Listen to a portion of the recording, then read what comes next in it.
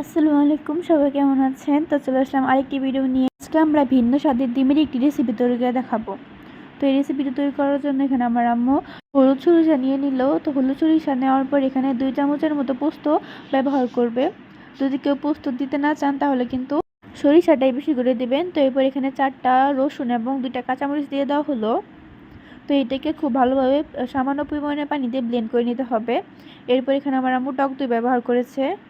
এই যে দেখি বুঝতে পারছেন আমাদের মিশ্রণটা ঠিক কীরকম হয়েছে। তো এরপর এখানে আমরা ডিম নিয়েছি। এই ডিমকে এখন হালকা একটু ভেজে নিতে হবে। জন্য আমার আম্মু এখানে কড়াইয়ের মধ্যে পরিমাণ মতো তেল দিয়ে নিল। তো তেল দেওয়ার পরে এই তেলের মধ্যে সামান্য হলুদ এবং সামান্য কিছুটা লবণ দিয়ে দিতে হবে এবং অবশ্যই কিন্তু লো আঁচে রাখতে হবে, নয়তো কিন্তু এগুলো আবার পুড়ে যেতে পারে। তো এরপরে এই ডিমগুলোকে উল্টোভাবে দিয়ে দিতে হবে যাতে কুসুমটা আগে ভালোভাবে রান্না হয়। তো তারপরে এগুলোকে উল্টে দিতে হবে। তো এগুলোকে 5 থেকে 6 মিনিটের মতো হালকা আঁচে রান্না করলে কিন্তু ঠিক এরকম হয়ে যাবে। এগুলোকে কিন্তু বেশি রান্না করার দরকার নেই। 5 থেকে 6 মিনিট পরে আমার আম্মু এগুলোকে ভালোভাবে তুলে নিচ্ছে। তো দেখে হয়তো বুঝতে পারছেন কীরকম লাল হবে। তো ঠিক এরকমভাবে কিন্তু এগুলোকে তৈরি করতে হবে। এরপরে একই তেলে আমার আম্মু সেই মিশ্রণটি ঢেলে দিল।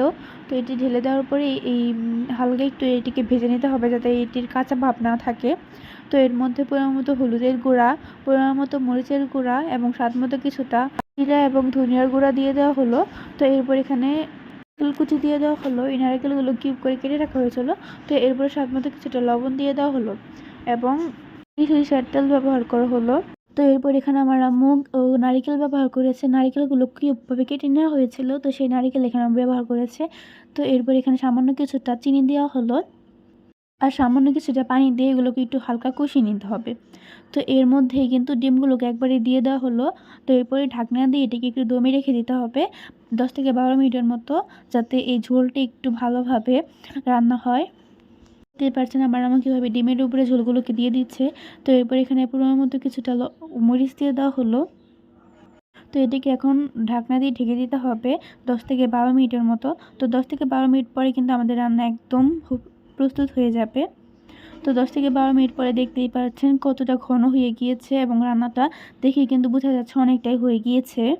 যেহেতু এখানে আমরা সিদ্ধ ডিম ব্যবহার করেছি সেহেতু এটিকে আর রান্নার প্রয়োজন নেই, আমাদের রান্নাটা একদম হয়ে গিয়েছে।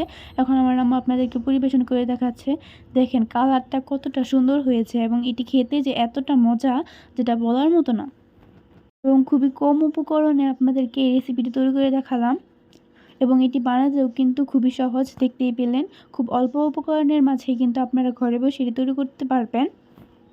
তো আমার সম্পূর্ণ ভিডিওটি দেখার জন্য আপনাকে অসংখ্য ধন্যবাদ। আর নতুন নতুন ভিডিও পাওয়ার জন্য কিন্তু অবশ্যই আমাদের চ্যানেলটি সাবস্ক্রাইব করে যাবেন। তো আজকে আমাদের এই রেসিপিটি এই পর্যন্তই। সবাই ভালো থাকবেন। আল্লাহ হাফেজ।